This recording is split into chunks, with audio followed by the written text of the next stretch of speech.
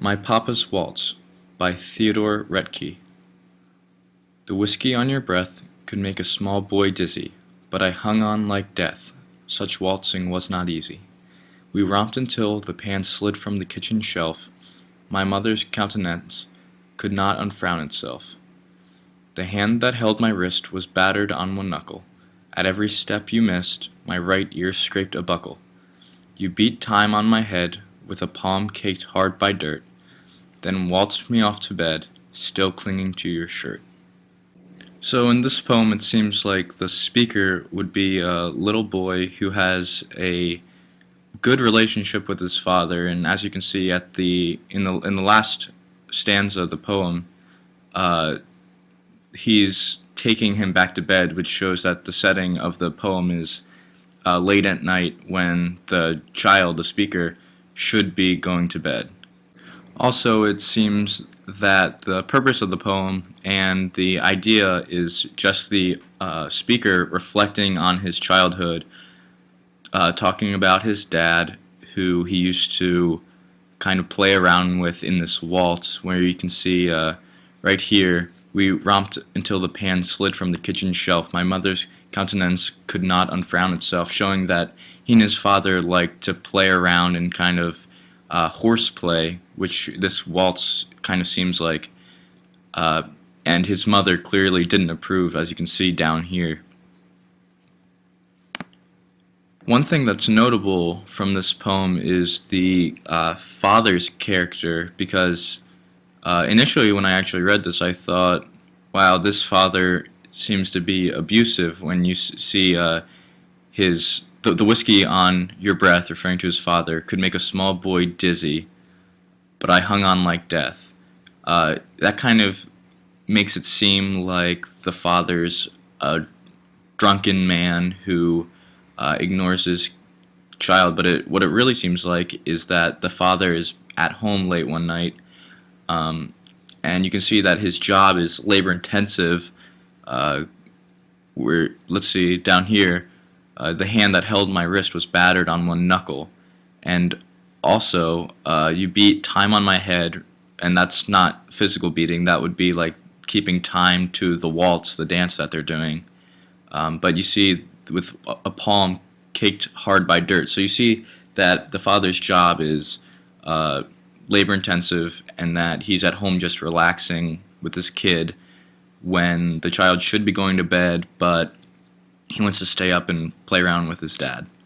Some of the diction in this poem is important also, with the cacophonous sounds, like in dizzy, death, countenance, battered, palm caked hard by dirt. You see these are kind of the rough sounds that aren't as pleasant to hear, and these kind of contribute to the idea of their horse playing around, which is kind of ironic because when you think of a waltz, you think of a really smooth dance, but in this case, what the speaker is referring to as the waltz is actually the father and son horse playing. The one word that really stands out to me in this poem is right up here with death.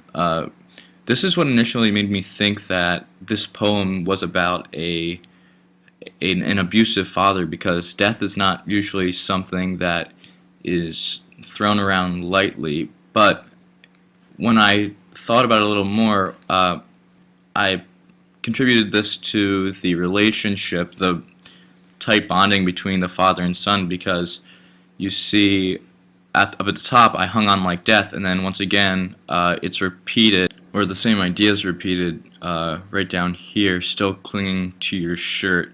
So this kind of shows that the boy has that tight bond with his father. He misses him because his father's clearly been at work all day, shown by the lines right here showing his work. As for imagery, most of it I think is tactile imagery, because you see the battered knuckle, a palm caked by hard dirt. You kind of get the feeling of like a rough hands, a man who's tired, as in the father who's tired from working so hard. But the one place where you get an auditory imagery is up here, where he romped until the pan slid from the kitchen shelf. You kind of get loud banging, which kind of explains the mother's countenance, which is the disappointment on her face, the kind of she's not very pleased with their fooling around this late at night. Another type of imagery that's sort of prominent in the entire poem is the kinesthetic, which is movement. Because of this, the reason is because they're doing this waltz through the house, it seems.